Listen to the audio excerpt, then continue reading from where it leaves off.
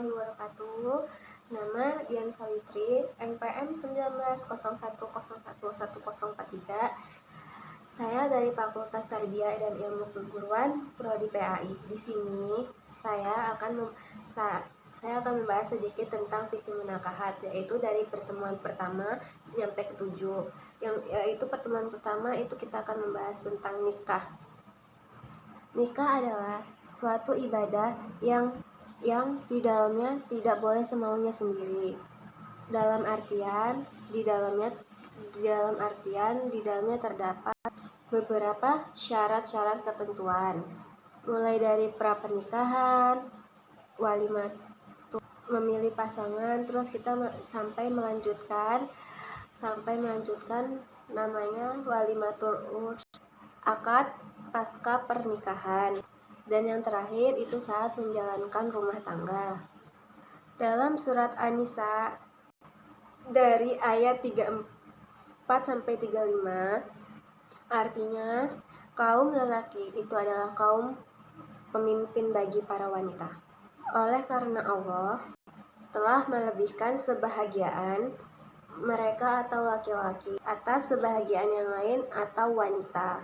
Dan karena mereka laki-laki telah menafkahkan sebagian harta-harta mereka.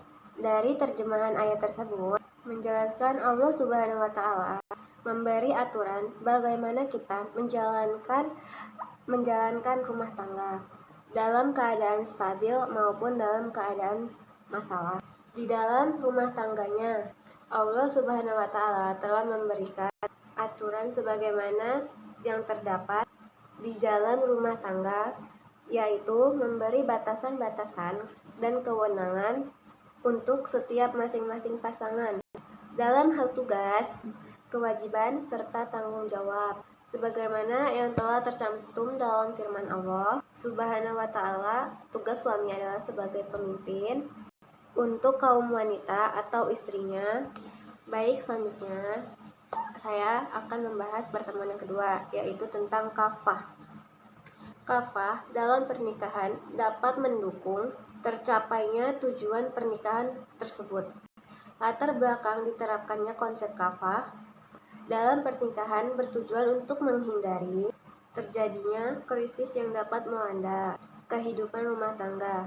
Tujuan pernikahan dapat tercapai apabila kerjasama antara suami dan istri dengan baik, sehingga terciptanya suasana yang damai, aman, dan sejahtera. Tujuan pernikahan bisa tercapai secara tidak mutlak karena faktor kufuan semata. Tetapi hal tersebut sebagai penopang utama dan faktor utama dan akhlak yang mulia yang jauh lebih penting dan lebih diutamakan. Baik, selanjutnya saya akan membahas tentang pertemuan ketiga, yaitu tentang syarat dan rukun nikah. Syarat dan rukun nikah calon suami: yang pertama, tidak dalam keadaan ihram, haji dan umroh. Yang kedua, kehendak sendiri. Yang ketiga, jelas sosoknya. Yang keempat, mengetahui calon istri dan calon orang tuanya. Yang kelima, itu jelas kelaki-lakiannya. Yang keenam, tidak ada hubungan mahram dengan istri. Yang kedua, yaitu istri. Yang pertama, tidak dalam keadaan ihram, haji dan umroh. Yang kedua, yaitu ditentukan secara jelas sosoknya. Yang ketiga, yaitu bukan istri orang lain atau habis masa idah. Yang keempat, jelas kewanitaannya. Selanjutnya, yaitu syarat wali nikah, yaitu yang pertama, kehendak sendiri dan tidak dipaksa. Yang kedua, merdeka. Yang ketiga, laki-laki. Yang keempat, taklik atau balik. Yang kelima, tidak fasih. Yang keenam, yaitu tidak pikun dan tidak penyakit lain. Yang ketujuh, tidak dalam keadaan ikram. Yang kedelapan, yaitu beragama Islam. Yang kesembilan, mendengar. Dan yang kesepuluh, selain wali. Selanjutnya, yaitu ijab qabul. 1. Sama dengan ijab qabul jual beli. Yang A, antara ijab dan qabul itu tidak terpisah. Yang B tidak boleh digantung, yang C tidak dibatasi waktu, yang D antara ijab dan qabul itu harus sesuai. Ya, yang kedua yaitu menggunakan kata-kata tegas. Selanjutnya di sini saya akan membahas materi pada pertemuan keempat yaitu materi mengenai akad nikah yang telah disampaikan oleh Ustadz Khalid Barsalamah, yaitu ada tata cara penerapan pernikahan dalam Islam. Ada 5 hal yang harus diterapkan di dalam Islam, yaitu yang pertama, tidak boleh ada larangan agama karena menikah itu adalah ibadah. Yang kedua, itu harus ada perempuan-perempuan. Yang ketiga yaitu harus ada maharnya yang tidak memberatkan laki-laki dan tidak merendahkan perempuan. Yang keempat yaitu di dalamnya harus ada 2 saksi yang terpercaya, boleh 1 dari pihak laki-laki dan 1 lagi dari pihak perempuan. Yang kelima yaitu mengundang orang yang sering berkomunikasi dengan kita agar orang lain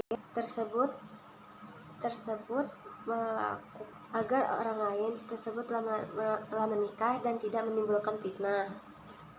Yaitu selanjutnya di sini saya akan membahas pertemuan kelima, yaitu syarat wali nikah yang telah ditetapkan, yang telah disampaikan oleh Ustadz Firanda Adirja MA, yaitu yang pertama balik, yang kedua lelaki, yang ketiga merdeka atau dia bukan seorang budak. Yang keempat itu Islam, dikarenakan harus sama-sama orang Islam. Yang kelima yaitu bisa menilai apakah laki-laki tersebut menikahi calon wanita, bisa melihat baik atau buruknya calon pria tersebut. Yang keenam yaitu orang yang bisa diterima kesaksiannya, bukan orang fasik dan bukan orang pendusta. Dan selanjutnya di sini saya akan membahas tentang pertemuan yang keenam, yaitu tentang di sini selanjutnya saya akan membahas tentang pertemuan keenam, yaitu tentang kedudukan jenis mahar dan jenis mahar dalam Islam dalam pernikahan. Mahar pernikahan itu bisa berupa tunai dan bisa berupa tunai atau hutang. Mahar boleh disegerakan dan boleh juga ditunda. Dikarenakan mahar termasuk bayaran atau akad dalam akad muwaddah atau timbal balik. Maka dari itu, mahar boleh disegerakan atau ditunda seperti harga. Ketika masyarakat menikah dengan mahar yang tertunda, sementara waktunya panjang dan kadang lupa, maka mereka menulis mahar yang tertunda. Bukti tertulis ini menjadi dasar mahar utang.